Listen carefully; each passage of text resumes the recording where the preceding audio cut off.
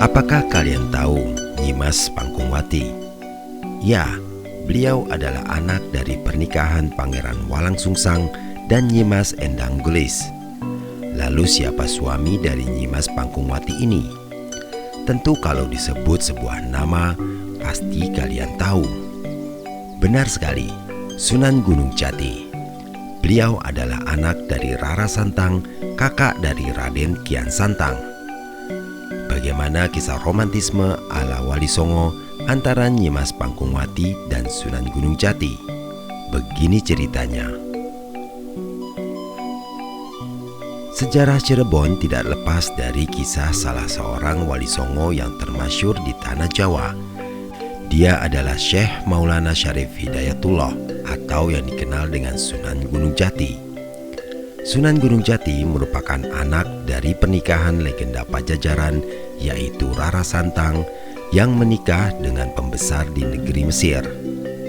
Sunan Gunung Jati adalah pendiri kerajaan Islam Cirebon dan Banten pada abad ke-16 yang merupakan kerajaan Islam pertama di Jawa Barat.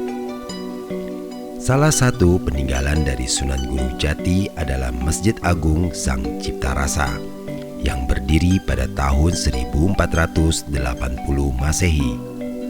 Konon katanya, Masjid Agung Sang Cipta Rasa ini adalah ekspresi dari perasaan hati, emosi jiwa, dan juga kasih sayang Sunan Gunung Jati kepada Nyimas Pangkungwati.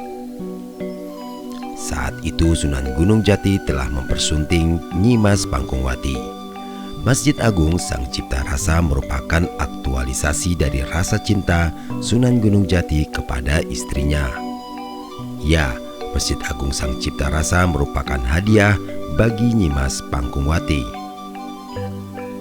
Corak masjid merupakan percampuran antara Islam dan Hindu, dan Sunan Gunung Jati meminta bantuan dari Sunan Kalijaga dan Raden Sepat saat merancang masjid ini. Perlu kalian tahu, Raden Sepat ini adalah penganut agama Hindu. Jadi jelas sekali bagian depan masjid bercorak seperti pura yang ada di Bali. Sekali lagi membuktikan toleransi antara Islam dan kepercayaan lain sudah terbangun cukup lama dan tidak ada masalah yang berarti.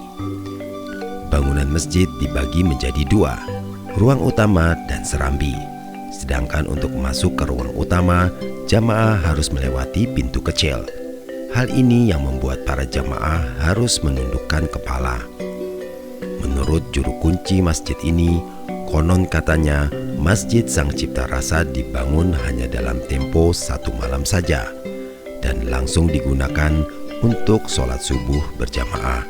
Benar atau tidak, wallahu a'lam.